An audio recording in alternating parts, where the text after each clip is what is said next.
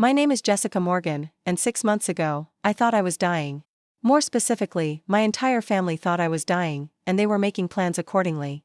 What I discovered in the process changed everything I believed about love, loyalty, and the people who are supposed to have your back when the world falls apart.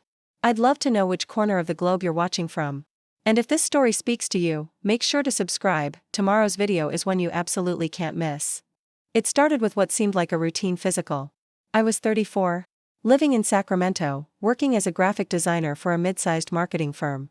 I've been feeling tired lately, more than usual, and my annual checkup was overdue by about 8 months. Dr. Patricia Holbrook had been my physician for 3 years, recommended by my older sister Catherine. When I first moved back to California, the blood work came back with some irregularities. Nothing dramatic, Dr. Holbrook assured me, but she wanted to run additional tests.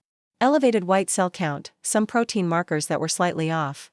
Standard procedure, she said, probably stress-related or a minor infection working its way through my system. I worked long hours, lived on takeout, and hadn't taken a real vacation in 2 years. It made sense. My family gathered around me with the kind of intense concern that felt both comforting and overwhelming. Catherine, 38 and eternally responsible, immediately took charge of coordinating my appointments. My younger brother, Marcus, 29 and fresh out of his residency in pediatrics, started researching my symptoms with the methodical intensity he brought to everything. Even my parents, David and Susan Morgan, who had spent the last decade focused primarily on their antique restoration business, suddenly became helicopter parents again. The Morgan family had always been tight-knit, the kind of unit that celebrated every birthday with elaborate dinners and spent holidays arguing good-naturedly over board games. We lived within a 30-mile radius of each other, met for Sunday dinners at my parents' sprawling craftsman house in Fair Oaks, and maintained a group text that buzzed constantly with updates, photos, and the gentle ribbing that comes with genuine affection. Growing up, I'd been the creative one, the dreamer who spent hours drawing and painting while Catherine excelled in academics and Marcus showed early signs of following Dad into medicine. Dad had initially hoped I'd join the family antique business, but he'd gracefully accepted my artistic pursuits when I proved I could make a living at them. Mom had always been my biggest cheerleader, displaying my work proudly and commissioning me to design logos for her various charity organizations. The second round of tests brought more questions. Dr. Holbrook's demeanor shifted slightly, becoming more careful, more clinical. She referred me to Dr. Andrew Castellano, an oncologist with offices in downtown Sacramento. The word oncologist hit the family like a freight train, even though Dr. Holbrook emphasized it was purely precautionary. Marcus immediately began networking with colleagues, seeking second opinions before we even had a first one. Catherine created a shared calendar to track all my appointments and started researching the best specialists in Northern California. Mom began bringing me homemade meals with the kind of worried intensity usually reserved for grieving widows. And Dad started calling me every evening just to check in. The waiting period before my appointment with Dr. Castellano stretched across 2 weeks that felt like months. During this time, something shifted in the family dynamic that I couldn't quite put my finger to. There were more hushed conversations that stopped when I entered rooms. More lingering hugs.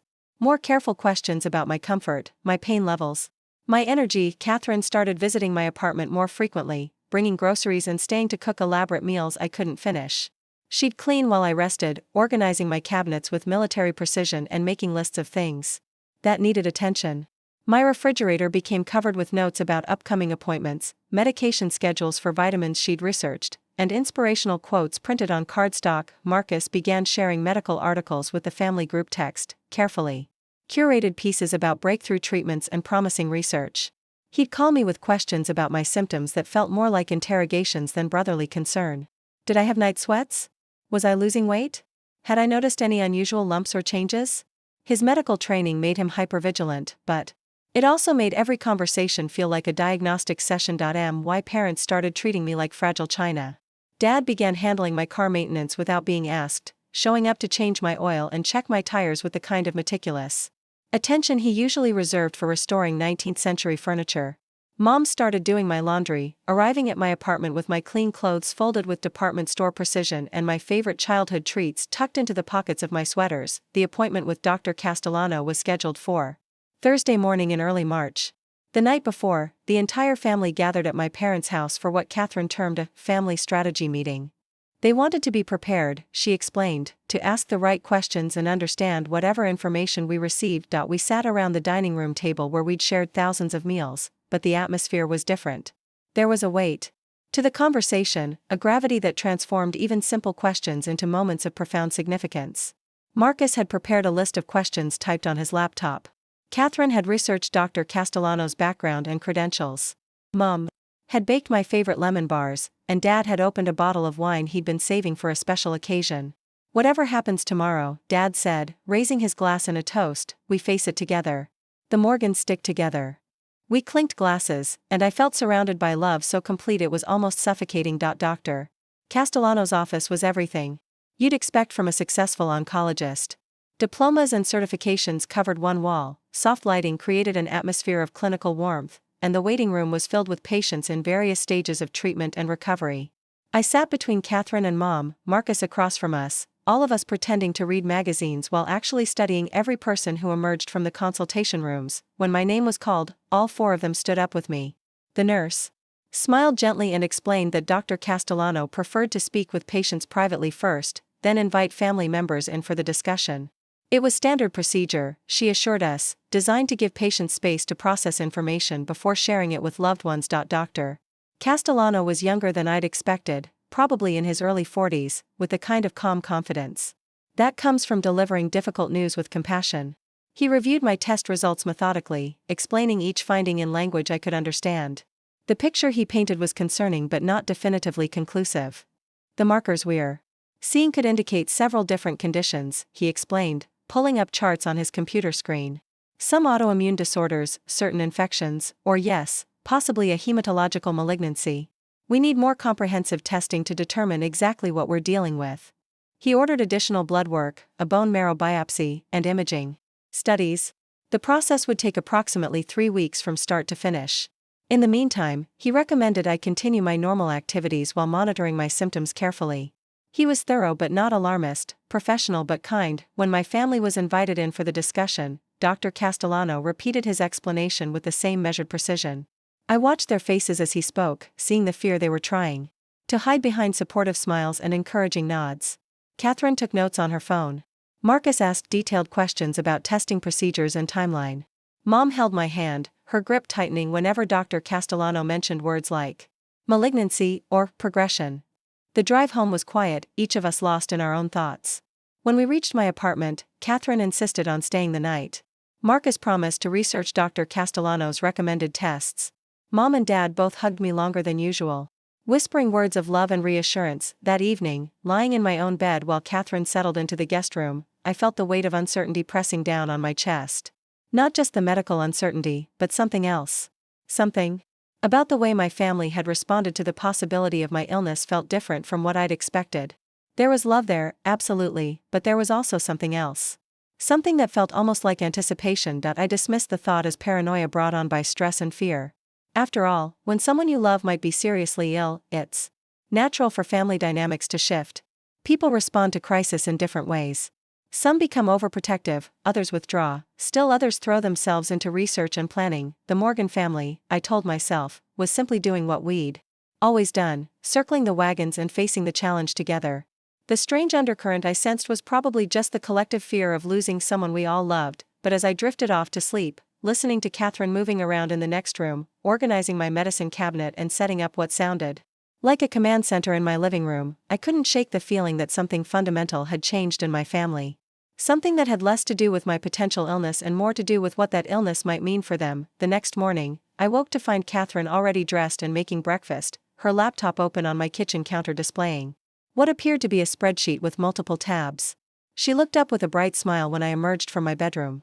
I've been doing some research, she said, as if it were the most natural thing in the world to spend your night creating complex databases about your sister's medical condition. I think we need to get organized. Really organized. Catherine's spreadsheet was a work of art. Color-coded tabs for test results, appointment schedules, medication tracking, and what she called quality of life management. She'd even created a budget projection for treatment costs and a contact database of medical professionals Marcus had recommended. I know it seems like overkill, she said, pouring coffee into a mug I'd never seen before, but if we're going to beat this thing, we need to be strategic. Military precision. The phrase struck me as odd. We didn't even know if there was a thing to beat yet. But Catherine had already moved into crisis management mode, and arguing with her organizational impulses felt petty given the circumstances. Over the following weeks, as I underwent the battery of tests Dr. Castellano had ordered, my family's involvement intensified.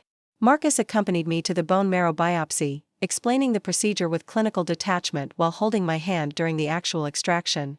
Mom drove me to imaging appointments, arriving early to chat with technicians and somehow managing to charm her way into getting preliminary impressions before the official reports were released. A lot of love and effort went into bringing this story to life. If you're enjoying it, we'd be so grateful if you'd subscribe to our channel. Now, back to where we left off. Dad started handling my finances. Not in an obvious way, but gradually. He offered to help with my insurance paperwork, which led to him reviewing my policy coverage, which led to discussions about my savings and retirement accounts. When I mentioned struggling to concentrate on work, he suggested taking medical leave and offered to help manage my bills until I felt better. "You shouldn't be worrying about money right now," he said, sitting at my kitchen table with a calculator and a stack of statements I'd somehow agreed to let him organize. "Your job is to focus on getting well." The bone marrow results came back inconclusive. Not normal, but not definitively abnormal either. Dr. Castellano ordered additional genetic testing and a consultation with a hematologist in San Francisco. The timeline stretched longer, the uncertainty deepening. It was during this extended waiting period that I first overheard the conversation that would change everything. I'd been feeling particularly exhausted after a round of blood draws and had decided to take a nap in the afternoon. Catherine was at my apartment, as she'd been most days, working remotely from my dining room table and making what she called supportive presence calls to various family members. I'd closed my bedroom door and drifted off, but woke up about an hour later to the sound of her voice drifting through the thin walls. "The genetic testing should give us a clearer picture," she was saying. "Dr. Castellano thinks we'll have results by the end of next week." There was a pause, presumably while whoever was on the other end responded. I know.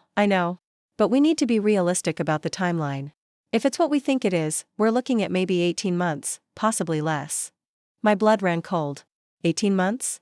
Dr. Castellano hadn't mentioned any specific timeline. In fact, he'd been carefully optimistic, emphasizing that many of the conditions we were testing for were highly treatable. "Dad's already started working with the estate attorney," Catherine continued. "The business valuation should be complete by Friday. We need to make sure everything's properly documented before she becomes too sick to make decisions." Estate attorney? Business valuation? I sat up in bed, my heart pounding so hard I could hear it in my ears. "Marcus thinks we should probably start talking to her about end-of-life preferences soon. Not in a scary way, just casual conversations about what she'd want. You know how she is about planning ahead." The conversation continued for another few minutes, but I couldn't process the words. My mind was reeling, trying to make sense of what I'd just heard. They were planning for my death. Not just considering the possibility, but actively preparing for it. Making financial arrangements, consulting attorneys, discussing timelines. When Catherine knocked on my bedroom door 20 minutes later, I pretended to be asleep. She cracked the door open, whispered my name softly, and then closed it again. I heard her gathering her things and leaving, calling out a gentle goodbye that I didn't answer. That evening, Marcus stopped by with takeout from my favorite Thai restaurant. He seemed unusually attentive, asking detailed questions about my energy levels and appetite. When I mentioned feeling anxious about the ongoing uncertainty, he launched into what felt like a rehearsed speech about accepting help and not trying to control every aspect of the situation. "Sometimes the best thing we can do is let the people who love us take care of the details," he said, watching my face carefully as he spoke. "You don't need to worry about everything, Jess. We've got it handled." The phrase, "we've got it handled," echoed in my mind long after he left. Handled. Like I was a problem to be managed rather than a person to be supported. 2 days later, I decided to drive to my parents' house unannounced. I'd been feeling better that morning, more energetic than I'd been in weeks, and I wanted to surprise them with a visit. Maybe cook dinner together like we used to before all this medical drama began. I used my spare key to enter through the back door, calling out as I walked through the mudroom into the kitchen. No one answered, but I could hear voices coming from Dad's study. The door was partially closed, but I could see through the gap that all 4 of them were there: Mom, Dad, Catherine, and Marcus. They were seated around Dad's antique partner's desk, papers spread. That's when I realized the horrible truth. My family wasn't preparing for my death because they thought it was inevitable. They were preparing for it because they wanted it to be. The revelation that my family was actively planning for my death changed everything about how I moved through the world. Suddenly, every interaction felt loaded with hidden meaning. Every concerned phone call seemed calculated. Every offer of help looked like an attempt to position themselves for maximum benefit when I was gone. I couldn't confront them directly. Not yet. I needed to understand the full scope of what they were planning, and more importantly, I needed to protect myself. But pretending everything was normal while harboring this knowledge felt like trying to breathe underwater. The first thing I did was start documenting everything. I bought a small digital recorder and began keeping it in my pocket during family visits. I started screenshotting text messages before responding to them. Every conversation, every offer of assistance, every medical update became potential evidence of something I couldn't yet fully articulate. Dr. Castellano's genetic testing results came back 2 weeks later, and they were largely reassuring. I had a rare autoimmune condition called microscopic polyangiitis, which sounded terrifying but was actually quite manageable with proper treatment. The inflammation that had been causing my fatigue and elevated blood markers could be controlled with immunosuppressive medication. It's a chronic condition, Dr. Castellano explained during my follow-up appointment, but with treatment, most patients live completely normal lives. We'll need to monitor you regularly, but this is absolutely not a terminal diagnosis. I asked him to repeat that last part, and I recorded his response on my phone. Not terminal. Completely manageable. Normal life expectancy with treatment. When I shared this news with my family, their reactions were telling. Instead of the relief and celebration I'd expected, there was a strange flatness to their responses. Catherine immediately began researching complications and worst-case scenarios. Marcus started questioning the diagnosis, suggesting we should seek additional opinions. Mom worried aloud about the long-term effects of immunosuppressive drugs. Dad wondered about the financial implications of ongoing treatment. Not one of them simply said, "Thank God you're going to be okay." That evening, I called my best friend from college, Riley Thompson, who lived in Portland. We'd kept in touch sporadically over the years, but she'd always been someone I could trust completely. I needed to talk to someone outside my family's sphere of influence. "Jess, that's incredible news," Riley said when I told her about the diagnosis. "You must be so relieved. I've been thinking about you constantly since you told me about the testing." Her genuine joy at my good news made me realize how abnormal my family's reaction had been. Normal people celebrate when someone they love isn't dying. Normal people don't immediately start looking for ways the good news might actually be bad news. I started pulling back from my family's intensive care routine. When Catherine offered to take me to my next appointment, I politely declined and drove myself. When Marcus suggested I might need help managing my new medication schedule, I assured him I could handle it. When Mom wanted to research dietary restrictions for my condition, I thanked her but said I'd work directly with Dr. Castellano's nutritionist. Each small assertion of independence was met with resistance disguised as concern. "Are you sure you're thinking clearly?" Catherine asked when I mentioned returning to work part-time. "The medication can cause cognitive effects. Maybe you should wait a few more weeks." "You seem different," Marcus observed during a family dinner. "More isolated." "That can be a side effect of the immunosuppressants. We should mention it to Dr. Castellano." They were trying to pathologize my newfound clarity, to frame my growing independence as a symptom of illness rather than a rational response to their behavior. 3 months into my treatment, I was feeling better than I had in over a year. The chronic fatigue that had been plaguing me was lifting, my energy was returning, and the brain fog that had been affecting my work was clearing. Dr. Castellano was pleased with my progress and began spacing out my appointments, but instead of celebrating my recovery, my family seemed increasingly concerned about my well-being.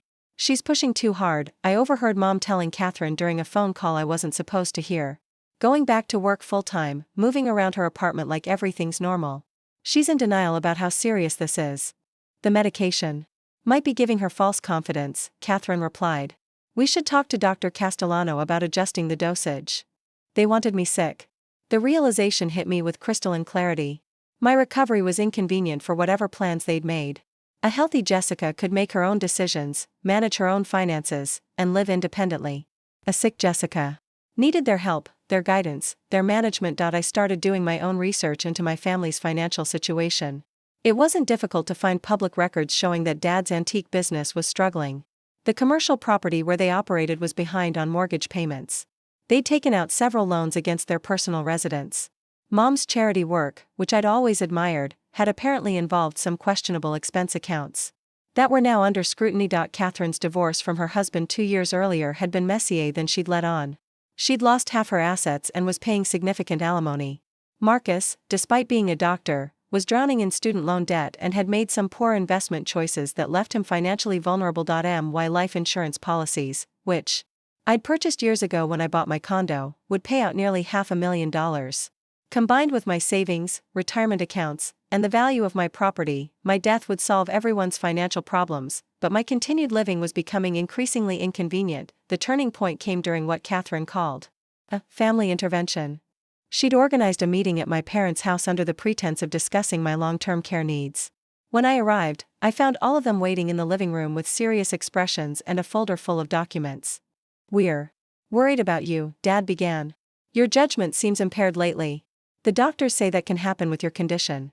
"Which doctors?" Dr. Castellano had never mentioned anything about impaired judgment. In fact, he'd specifically noted that my cognitive function had improved dramatically since starting treatment. "We think it might be time to consider some additional help," Marcus added. "Someone to assist with medical decisions, financial management, that sort of thing." Catherine slid a stack of papers across the coffee table toward me. "Legal documents. Powers of attorney for healthcare and finances. Guardianship petitions. Pre-signed forms that would essentially hand control of my life over to them." "It's just a precaution," Mom said gently. "We want to make sure someone can take care of things if you become too sick to manage them yourself." I looked around the room at these people I'd loved and trusted my entire life, and saw them clearly for the first time. They weren't trying to protect me. They were trying to control me. And if they couldn't make me sick enough to die naturally, they were going to declare me incompetent and take over my life anyway. "I need to think about this," I said, standing up without touching the papers. "There's really nothing to think about," Catherine said firmly. "This is what's best for everyone." Everyone. Not everyone including me. Everyone else. I left their house that evening knowing I was completely alone. The people who were supposed to protect me were the ones I needed protection from. The family safety net I'd counted on my entire life had become a trap designed to catch me. That night, I called Riley again. "I need help," I told her. "Something's really wrong here, and I don't know who else to trust." "Come to Portland," she said without hesitation. "Stay with me for a while. Get some distance and figure out what you want to do." "I can't just leave. My job, my doctors, my life is here." "Your life is what they're trying to take away from you," Riley said quietly. "Dr. Castellano can refer you to someone here. You can work remotely for a while. But Jess, if what you're telling me is true, you need to get away from them before they do something you can't undo." 3 days later, I told my family I was taking a brief vacation to clear my head and think about the legal documents they'd presented. Catherine immediately offered to come with me. Marcus suggested I might not be well enough to travel alone. Mom worried about me being so far from my medical team. Dad offered to handle my bills while I was gone, just to make things easier. I declined all of their offers and drove to Portland with a single suitcase and my laptop. I told them I'd be back in a week. I didn't tell them I was taking my medical records, financial documents, and the digital recorder that contained hours of their conversations about my death. Riley's apartment was a small one-bedroom in the Pearl District with exposed brick walls and windows that let in streams of golden afternoon light. It was the first place I'd felt safe in months. "So what's the plan?" she asked as we sat on her couch with mugs of coffee, my laptop open between us. "I don't know yet," I admitted. "But I'm going to figure out exactly what they've been planning, and then I'm going to make sure it doesn't happen." For the first time in months, I felt like myself again. Not the sick, fragile version of myself my family had been cultivating, but the real me.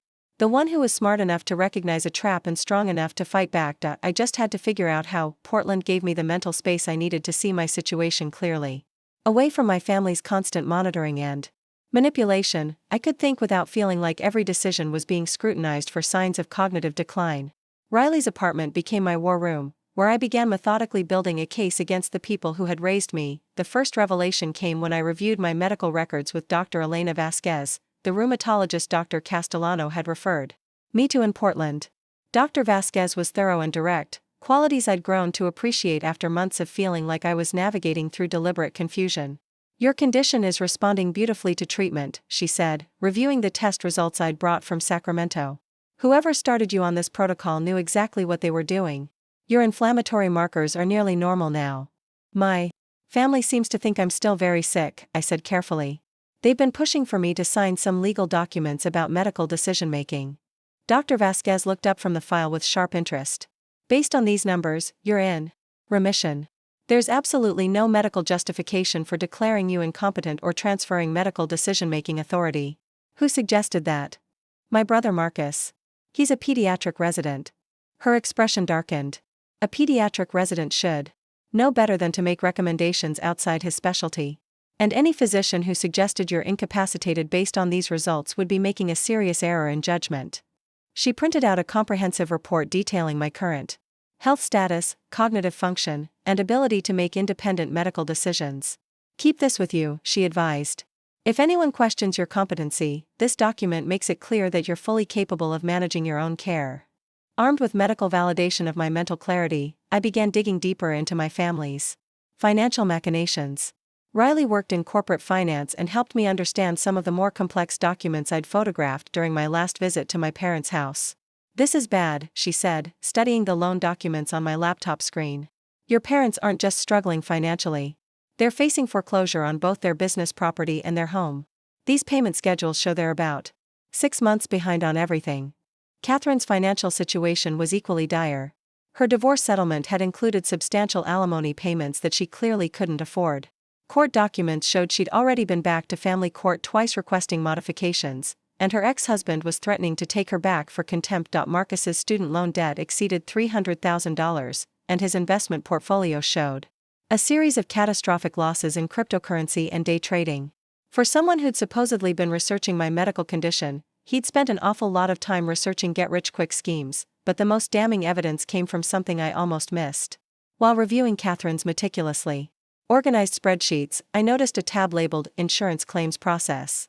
Curious, I clicked on it and found a detailed timeline for filing life insurance claims, complete with contact information for the insurance companies, required documentation, and estimated processing times. She'd researched the exact steps needed to collect on my death benefit. Not just casual browsing, but detailed preparation including phone numbers for claims adjusters and copies of the required forms.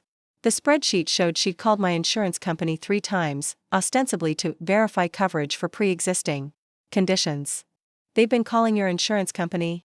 Riley asked incredulously. That's not normal, concerned family behavior. That's fraud preparation. I called my insurance agent, Jennifer Walsh, and asked if there had been any inquiries about my policy recently. Oh yes, she said. Your sister Catherine has called several times asking about coverage details and claim procedures. She said you were too sick to handle it yourself and she was helping manage your affairs. I told her I couldn't discuss specific policy details without written authorization from you. Did she ask about anything specific? She was particularly interested in the timeline for claim processing and whether there were any exclusions for suicide in the first 2 years of the policy. I thought it was odd since your policy is over 5 years old. Suicide exclusions. They weren't just planning for my natural death. They were considering all possible scenarios. That evening, I called Dr. Castellano's office and asked to speak with him directly about something I'd discovered. He agreed to take my call, and I explained what I'd learned about my family's activities. Jessica, what you're describing sounds like fraud preparation at minimum, he said, his voice tense with concern. Has anyone pressured you to change your medication dosing or stop treatment? I thought back to the conversations I'd recorded. Catherine suggested several times that I might be taking too much medication, that it was making me overconfident. Marcus questioned whether the dosage was appropriate for someone my size.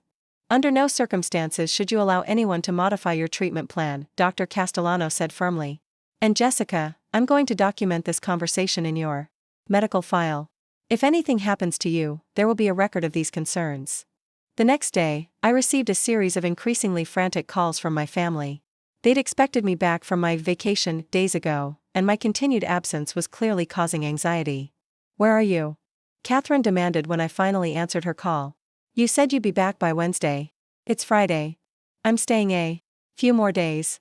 The change of scenery is helping me think clearly. That's exactly what I'm worried about, she snapped, dropping her usual nurturing tone. You're not thinking clearly. This whole trip proves that. Running away instead of dealing with your responsibilities. Responsibilities? As if signing over control of my life was a responsibility rather than a trap, Marcus called later that evening, his approach more clinical. Jess, I've been researching your medication, and I think we need to talk to Dr. Castellano about adjusting your dosage. Extended travel can affect how immunosuppressants work in your system. Actually, I saw a rheumatologist here who said my levels are perfect, I replied. Dr. Vasquez says I'm doing better than expected. There was a long pause. You saw another doctor without consulting us? Jess, that's dangerous. You could have drug interactions, conflicting treatment plans. You need to come home immediately so we can coordinate your care properly. The word "we" was telling. When had my medical care become a group project? Dad's call came the next morning, and his tone was different from the others. Disappointed. Hurt. Manipulative in the way only a parent can be. Your mother is beside herself with worry, he said. She hasn't slept since you left. We don't understand why you're shutting us out when we're only trying to help. I'm not shutting you out. I'm taking some time to think. About what? What is there to think about? You're sick, we love you, and we want to take care of you. It's that simple. But it wasn't simple. Nothing about their behavior had been simple or straightforward. Dad, can I ask you something? Why did you have the business appraised? Another long pause. I don't know what you mean. Catherine mentioned that you'd had the antique business valued. I was wondering why. Oh, that. We're just considering our options. Getting older, thinking about retirement planning. Retirement planning that includes consulting an estate attorney. This time the pause was so long I thought the call had dropped. Jessica, I think this medication is affecting your thinking more than you realize. You're becoming paranoid, suspicious of people who love you. That's not like you. Gaslighting. Riley had introduced me to the term, and now I recognized it everywhere in my family's communication. Anytime I questioned their behavior or asserted my independence, it was attributed to medication side effects or illness-related cognitive impairment. I spent the weekend reading online forums for people who'd been victimized by financial elder abuse, even though I wasn't elderly. The patterns were remarkably similar. Isolation from outside support systems. Gradual assumption of control over finances and medical decisions. Gaslighting about the victim's mental capacity. In many cases, family members who convinced elderly relatives that they were sicker or more incapacitated. Monday morning, I called a lawyer in Portland that Riley had recommended. Elizabeth Chen specialized in financial crimes and had experience with cases involving family fraud. What you're describing could constitute several different crimes, she said after reviewing the evidence I'd compiled. Insurance fraud, attempted guardianship fraud, possibly conspiracy to commit murder if they were planning to hasten your death. Murder seems extreme, I said, though the word sent a chill through me. If they were planning to manipulate your medication or convince you to refuse treatment, that could be classified as murder by omission. The fact that they researched suicide exclusions suggests they were considering multiple scenarios. She advised me to stay in Portland while she reviewed all the evidence I'd gathered. Don't go back to Sacramento until we have a plan, she said. If they're desperate enough to attempt legal guardianship, they might escalate to more direct methods. That evening, I called my family and told them I'd decided to relocate to Portland permanently. The reactions were immediate and revealing. Catherine was furious. You can't make major life decisions right now. You're not thinking rationally. Marcus was clinical. Geographic relocation can be a sign of psychological deterioration in autoimmune patients. We need to have you evaluated. Mom was devastated. How can you abandon your family when we need you most? Dad was calculating. What about your medical care? Your insurance might not cover out-of-state treatment. Not one of them asked if the move would make me happy or support my recovery. They were only concerned about how it affected their plans. I've already found doctors here, I said. Dr. Vasquez thinks the change of environment might be beneficial for my recovery. Dr. Vasquez doesn't know your full medical history, Marcus argued. She can't make informed recommendations. She has all my records from Dr. Castellano. She says I'm in remission and should expect a normal lifespan with proper treatment. The silence on the other end of the call was deafening. Normal lifespan. The two words that destroyed their entire plan. We're coming to Portland, Catherine announced. You clearly need an intervention. This decision-making is proof that you're not competent to manage your own life. I'll be waiting, I said, and hung up. I knew they would come. I also knew that when they did, I'd be ready for them. Elizabeth Chen had already prepared restraining orders and filed preliminary reports with both Oregon and California authorities. Dr. Vasquez had documented my cognitive competence and medical stability. Riley had helped me open new bank accounts and change my insurance beneficiaries. For the first time in months, I felt like I was 3 steps ahead instead of constantly reacting to their manipulations. My family thought they were coming to Portland to save me from my own poor judgment. Actually, they were walking directly into the trap I'd spent 2 weeks preparing. Elizabeth Chen's law office occupied the 15th floor of a sleek downtown Portland building, with floor-to-ceiling windows that overlooked the Willamette River. She was younger than I'd expected, probably in her early 40s, with sharp eyes and the kind of focused intensity that made me feel like my case was the only thing that mattered to her. Your family is planning to arrive tomorrow, she asked, reviewing the timeline we'd established. Catherine booked flights for all 4 of them. They're staying at the Embassy Suites downtown. She made reservations at 3 different psychiatric facilities for evaluation consultations. I discovered this through the simple expedient of calling the hotels near the airport and asking if the Morgan family had reservations. Catherine's organizational habits, once endearing, had become predictably useful for tracking her movements. How did you find out about the psychiatric consultations? She used my email address as the contact for the appointments. I think she forgot that I still have access to my own accounts. Elizabeth made notes on her legal pad. That's actually helpful. It shows premeditation.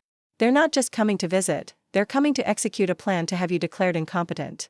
We spent the next 3 hours reviewing every piece of evidence I'd compiled. The recordings of their conversations about my death. The insurance. Company inquiry logs. Catherine's spreadsheets detailing funeral costs and estate distribution. The financial records showing their desperation. Dr. Vasquez's medical evaluation confirming my competency. This is one of the most well-documented cases of attempted family fraud I've seen, Elizabeth said finally.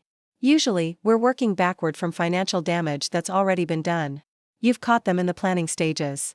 She explained the legal strategy we'd employ. First, temporary restraining orders to prevent them from making any medical or financial decisions on my behalf. Second, a formal complaint to the Oregon State Police Financial Crimes Unit. Third, notifications to the California authorities since most of their fraudulent activities had taken place there. The goal isn't just to protect you, Elizabeth explained. It's to ensure they face consequences for what they've already done and what they were planning to do. Riley had taken time off work to help coordinate what we were calling Operation Sanity Check. The name was her idea, a deliberate play on their claims about my mental state. If they wanted to question my sanity, we provide overwhelming evidence of exactly how sane and strategic I'd become. Your friend has a gift for documentation, Elizabeth told Riley as we reviewed the financial analysis she'd prepared. This breakdown of their spending patterns and debt obligations reads like a prosecution exhibit. Riley beamed. I spent 5 years investigating corporate fraud before moving to this job. Jessica's family made the same mistakes most white-collar criminals make. They assumed no one was paying attention to the details. The evening before my family's arrival, we held what Elizabeth called a war council in her conference room. Present were Elizabeth, Riley, Dr. Vasquez, Detective Maria Santos from the Portland Police Financial Crimes Unit, and myself. Detective Santos had been brought in because the case involved potential interstate fraud and criminal conspiracy. Walk me through tomorrow's plan one more time, Detective Santos said. Consulting her notes, Elizabeth took the lead. The Morgan family believes they're coming to Portland to have Jessica declared incompetent and committed for psychiatric evaluation. They've made appointments at 3 facilities and brought legal documents that would transfer decision-making authority to them. What they don't know, Dr. Vasquez continued, is that I've already conducted a comprehensive psychiatric evaluation. Jessica shows no signs of cognitive impairment, mental illness, or diminished capacity. In fact, her analytical thinking and strategic planning demonstrate above-average executive function. Riley pulled up the financial presentation on her laptop. They also don't know that we've traced their financial activities back 18 months. The timeline shows they began researching Jessica's insurance policies and estate planning within weeks of her initial doctor visit. Detective Santos nodded. So we're dealing with premeditated fraud, not a family making difficult decisions about a sick relative. Exactly, Elizabeth confirmed. And tomorrow, when they attempt to execute their plan, they'll be doing so under police observation with full documentation of their intent. The plan was elegant in its simplicity. My family would arrive expecting to find me confused, isolated, and vulnerable to their manipulation. Instead, they'd find me surrounded by medical professionals, legal experts, and law enforcement officials who had spent weeks documenting their fraudulent activities. That night, I barely slept. Not from anxiety, but from a kind of electric anticipation. For months, I'd been reacting to their manipulations, always one step behind their planning. Tomorrow, I'll finally be in control of the situation. My phone started buzzing at 7 in the morning with text messages from Catherine. Landing at 10:30. Don't go anywhere. We need to talk. Bringing Dr. Reginald Hume from UC Davis. He specializes in autoimmune-related cognitive disorders. Mom's very upset. She didn't sleep at all last night. I hope you're prepared to listen. To reason. Dr. Reginald Hume was a nice touch. I'd never heard of him, but the fact that they were bringing their own psychiatrist proved they'd never intended this to be a family conversation. They were planning a professional ambush. Riley made breakfast while I showered and dressed carefully. I chose a navy blue blazer and slacks, professional, competent, the opposite of someone who needed a guardian appointed to manage her affairs. You look like you're going to a job interview, Riley observed. In a way, I am. I'm interviewing for the position of person in charge of my own life. Elizabeth arrived at 9 with Detective Santos and 2 additional officers in plain clothes. Dr. Vasquez came separately, carrying a briefcase full of medical documentation. We transformed Riley's living room into what looked like a casual family meeting, but was actually a carefully orchestrated legal proceeding. Remember, Elizabeth coached me, let them make their presentation first. Give them enough rope to hang themselves. Don't reveal what we know until they've fully committed to their story. At 11:45, there was a knock on Riley's door. I answered it myself, noting the surprise that flickered across Catherine's face when she saw me looking healthy and alert. "Jessica," Mom said, rushing forward to hug me. "We've been so worried." Behind her came Dad, Marcus, and a man I didn't recognize who must have been Dr. Hume. He was older, probably in his 60s, with the kind of beard that was meant to convey gravitas and wisdom. "This is Dr. Hume," Catherine said, steering the conversation immediately toward their agenda. "He's agreed to evaluate your current mental state and help us understand what's happening with your decision-making." "That's very thoughtful," I replied. "Please, come in. I have some people I'd like you to meet as well." The look of confusion on their faces when they saw the assembled group was almost comical. Elizabeth stood and introduced herself as my attorney. Dr. Vasquez presented herself as my treating physician. Detective Santos identified herself without mentioning her specific role, letting them assume she was just another medical professional. "I wasn't expecting such a large group," Dr. Hume said, clearly uncomfortable. "Jessica's been building quite a support network here," Riley said cheerfully. "It's wonderful to see how many people care about her recovery." Marcus studied the room with narrowed eyes. His medical training made him more perceptive than the others, and I could see him trying to figure out why this felt more like a formal proceeding than a family intervention. "Well," Catherine said, taking charge as usual, "we're here because we're concerned about Jessica's recent behavior. The sudden relocation, the resistance to family input on medical decisions, the paranoid accusations about our motives." "Tell me more about these accusations," Detective Santos said. Pulling out a notepad, Catherine launched into what was clearly a rehearsed presentation. She described my deteriorating mental state, my irrational suspicions, and my inability to make sound decisions. She presented the legal documents they'd prepared and explained how my family was reluctantly accepting responsibility for my care. Dr. Hume nodded along, occasionally asking questions that seemed designed to support their narrative rather than genuinely assess my condition. "Has she shown signs of paranoid thinking?" he asked Marcus. "Definitely. She's convinced that we're somehow plotting against her, which is obviously delusional. We're trying to help her." "What about impaired judgment in financial matters?" "She made this major decision to relocate across the country without consulting anyone," Dad answered. "She's talking about changing jobs, switching doctors, completely upending her life based on what appears to be emotional rather than rational thinking." Throughout their presentation, I sat quietly, occasionally taking notes. Elizabeth had coached me to let them build their case completely before responding. Every claim they made about my incompetence was being recorded and documented by actual professionals who could testify to its falseness. When they finished, Dr. Hume turned to me with a patronizing smile.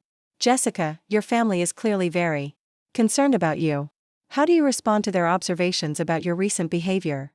I looked around the room at these people who had raised me, who had taught me about love and loyalty and family bonds. Then I pulled out my own folder of documents. "I'd like to respond by showing everyone what I've discovered about my family's activities over the past 6 months, I said calmly. The change in the room's atmosphere was immediate and palpable. Catherine's confident posture shifted to alert tension. Marcus leaned forward with sudden interest. Mom and Dad exchanged glances that were no longer loving but calculating. Dr. Hume looked confused, as if the script he'd been following had suddenly changed. "Jessica," Catherine said quickly, "this isn't the time for—" "Actually," Detective Santos interrupted, "I'd very much like to hear what Ms. Morgan has discovered." I opened my folder and began to read from Catherine's insurance inquiry log. The dates of her calls to my insurance company. Her questions about suicide exclusions and claim processing times. The timeline that showed her research beginning within days of my initial medical tests. The color drained from Catherine's face. "I don't understand what you're implying," she said, but her voice had lost its assured tone. "I'm not implying anything," I replied. "I'm stating facts. You researched how to collect my life insurance benefits while I was still undergoing diagnostic testing. You consulted an estate attorney before I had a confirmed diagnosis. You created detailed financial projections based on my death." Dr. Hume was looking between us with a growing alarm. "I think there may be some misunderstanding here. I was told this was a straightforward competency evaluation. It is a competency evaluation, Dr. Vasquez said, standing up. We're evaluating the competency of people who attempted to defraud a patient in medical remission. She handed Dr. Hume my complete medical file. Ms. Morgan's condition is well controlled. She shows no signs of cognitive impairment. Her decision to relocate appears to have been motivated by a rational desire to escape a potentially dangerous family situation. Dr. Hume reviewed the medical documentation with growing understanding and apparent mortification. These test results show clear improvement over the past several months. There's no medical justification for questioning her competency. Elizabeth stood and addressed the room formally. Dr. Hume, you should know that you're currently participating in a documented attempt to fraudulently obtain guardianship of a mentally competent adult. I'd recommend you distance yourself from this proceeding immediately. Dr. Hume gathered his papers quickly. I was clearly given incomplete information about this situation. I'll be leaving now. As he headed for the door, Detective Santos finally revealed her identity. Actually, Doctor, we'd like you to stay for a few more minutes. I'm Detective Santos with the Portland Police Financial Crimes Unit, and we have some questions about how you became involved in this matter. The look of horror on my family's faces was everything I'd hoped it would be. They'd walked into a trap, and they were just beginning to realize how carefully it had been constructed. The silence that followed Detective Santos's revelation stretched across Riley's living room like a taut wire. My family sat frozen in their chairs, their faces cycling through expressions of confusion, recognition, and dawning horror as they realized the magnitude of what had just happened. Catherine was the first to attempt damage control. There's obviously been some kind of misunderstanding, she said, her voice taking on the measured tone she used for crisis management at her corporate job. We're a concerned family trying to help a sick relative. This is being blown completely out of proportion. Detective Santos consulted her notepad with deliberate slowness. Ms. Catherine Morgan, is it?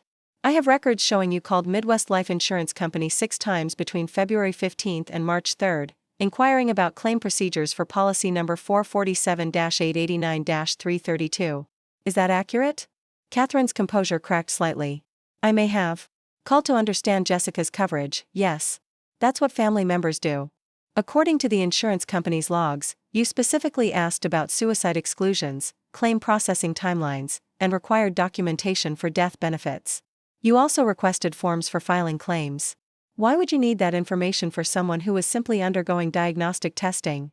I was being thorough, Catherine replied, but her voice had risen half an octave. You can't be too prepared when dealing with serious medical conditions. Elizabeth opened her briefcase and withdrew a stack of documents. Ms. Morgan, I have copies of your internet search history, obtained through legal discovery processes.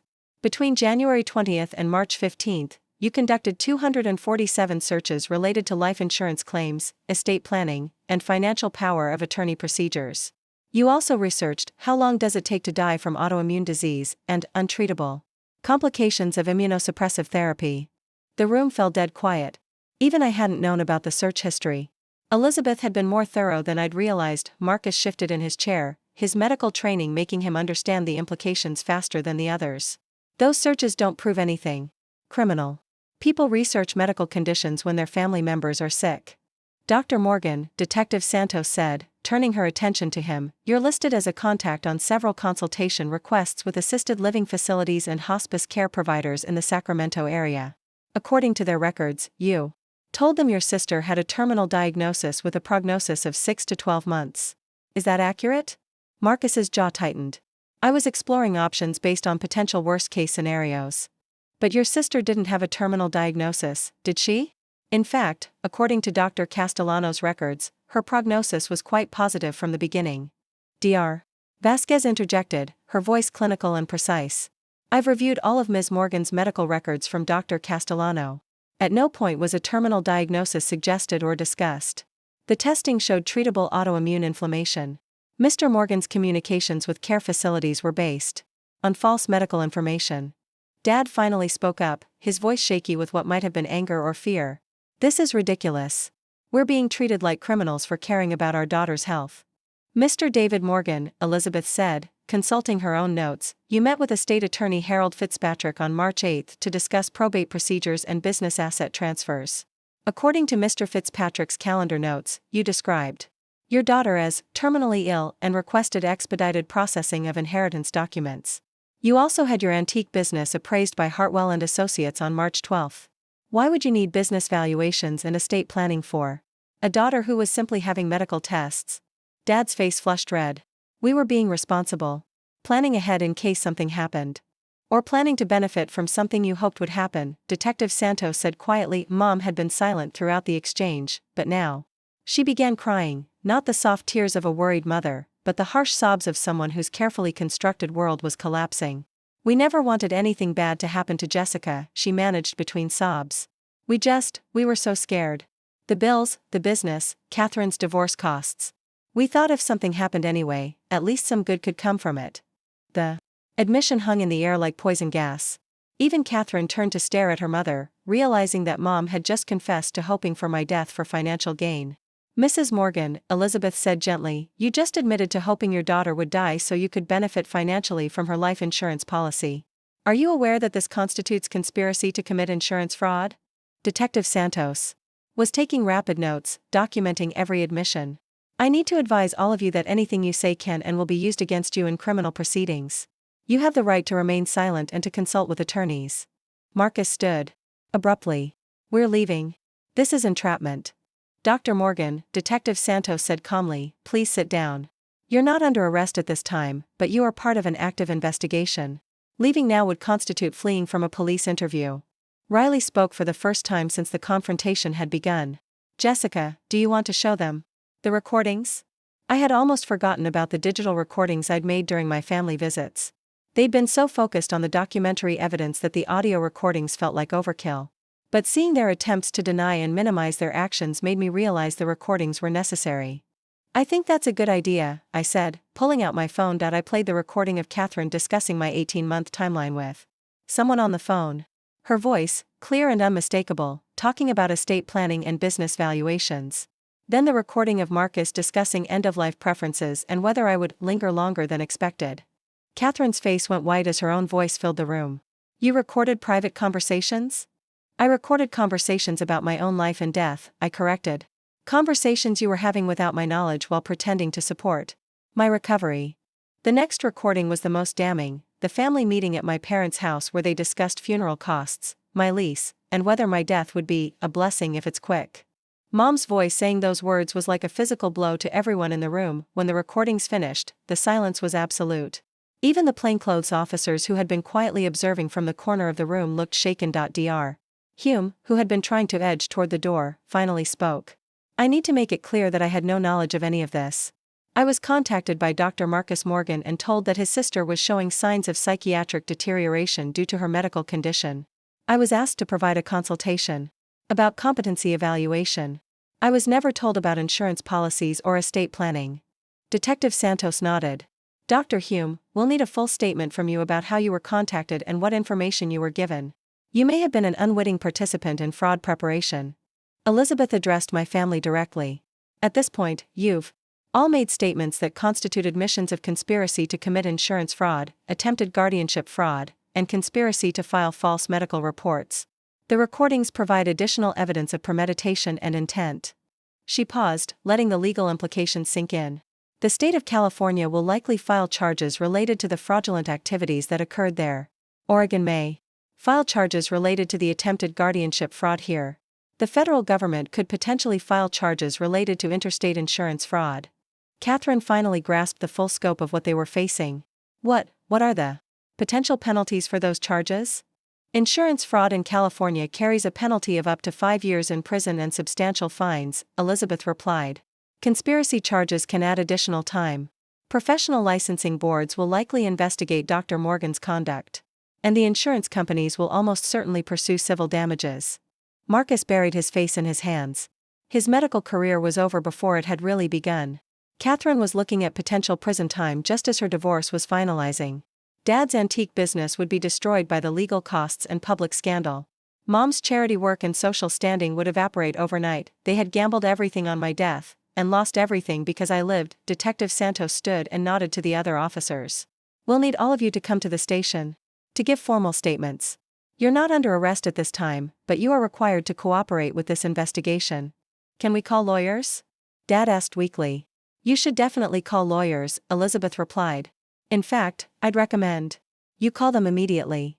As the police began organizing the logistics of taking statements, Catherine turned to me with an expression I'd never seen before, not love, not concern, but pure hatred. You planned all of this, she said. You knew we were coming and you set us up. Yes, I replied simply. I planned it exactly the way you planned my funeral. We're your family, Marcus said desperately. How could you do this to us? How could I do this to you? I stood up, feeling a strength I hadn't experienced in months. You researched how to collect my life insurance while I was getting blood drawn.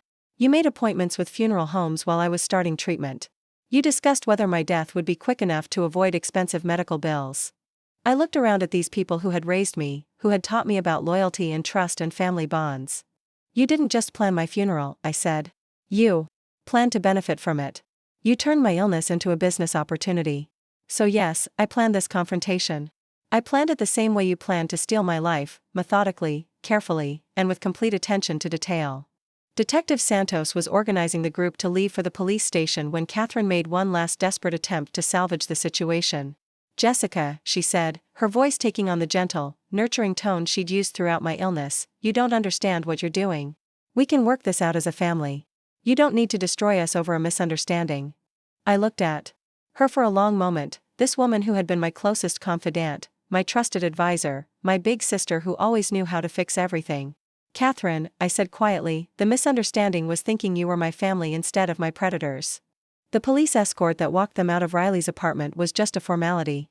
They had already destroyed themselves with their own words, their own admissions, their own carefully documented plans to profit from my death. As the door closed behind them, I sat down heavily on Riley's couch, feeling simultaneously exhausted and exhilarated.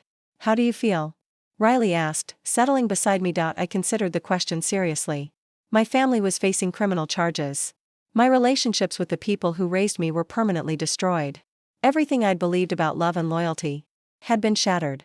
I feel alive, I said finally. For the first time in months, I feel completely, genuinely alive. Outside, I could see the police cars pulling away from the curb, taking my family to face the consequences of their actions. They had planned for every contingency except one, the possibility that I would survive long enough to discover their betrayal. It was, I realized, the most expensive mistake they'd ever made. The weeks following the confrontation moved with the methodical precision of legal machinery grinding into motion. Elizabeth Chen's law office became my second home as we navigated the complex web of criminal charges, civil lawsuits, and insurance investigations that my family's actions had triggered. The criminal cases moved faster than I'd expected.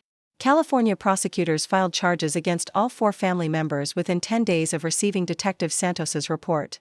Marcus faced additional scrutiny from the Medical Licensing Board for his fraudulent communications with healthcare facilities. Catherine's corporate employer began their own internal investigation when the charges became public record. I testified before a grand jury in Sacramento, sitting at a polished wooden table while 12 strangers listened to me describe how my own family had planned to profit from my death. The prosecutor, a sharp woman named Angela Rodriguez, walked me through each piece of evidence methodically. The insurance calls. The estate planning meetings. The recordings of their conversations. Ms. Morgan, she asked during my testimony, did you ever give your family permission to research your life insurance benefits or contact estate attorneys on your behalf? No, I replied. I was never told they were doing any of those things. I believed they were helping me manage my medical care. How did you feel when you discovered their true activities?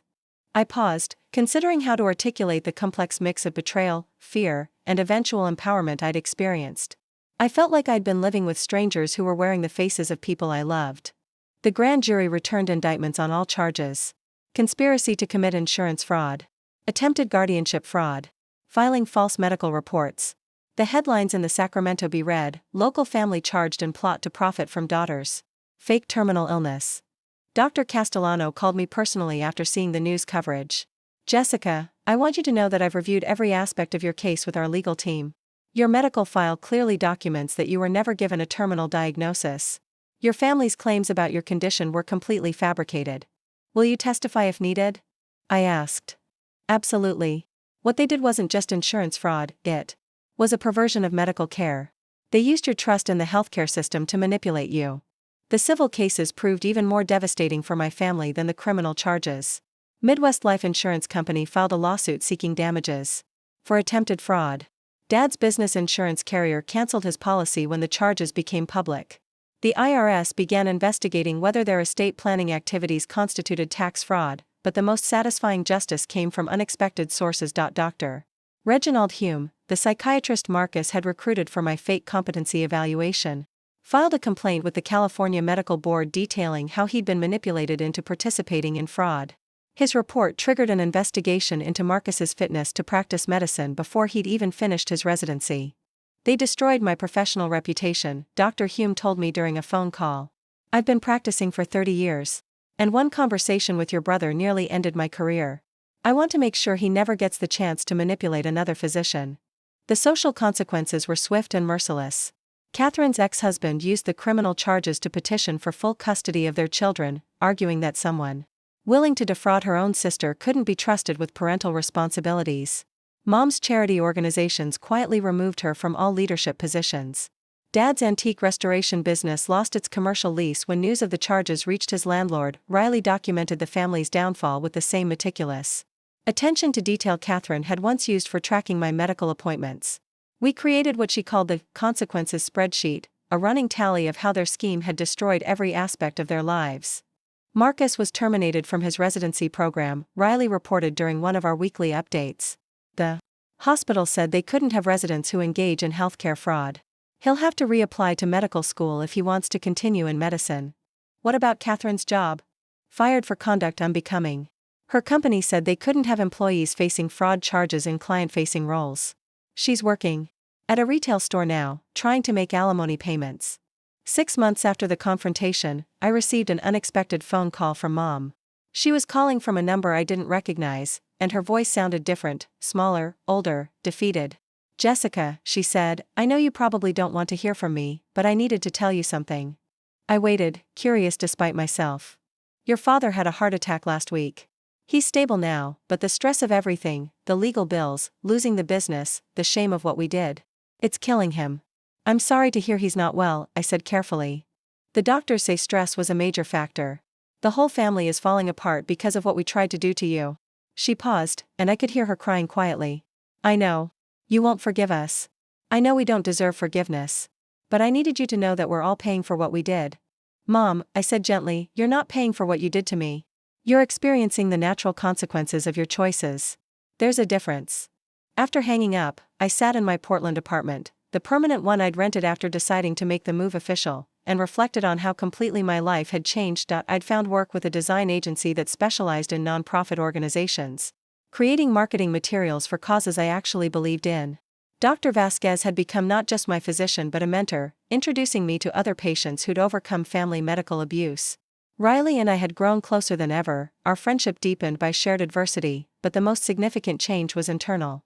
The person who had signed legal documents without reading them carefully, who had trusted family members to manage her medical care without oversight, who had prioritized family harmony over personal safety, that person was gone. In her place was someone harder, smarter, more strategic. Someone who read every contract thoroughly, who verified every piece of medical information independently, who understood that love without respect was just manipulation wearing a prettier mask. Elizabeth Chen invited me to speak at a conference for attorneys who handled elder abuse cases. Even though I wasn't elderly, my case had become a textbook example of family financial fraud. The most insidious aspect of family fraud, I told the audience of lawyers and law enforcement officers, is that it exploits the victim's love and trust. My family didn't have to break into my house or steal my credit cards. They just had to convince me that they were acting out of love. After my presentation, a detective from Phoenix approached me. We're working on a case that's very similar to yours, she said.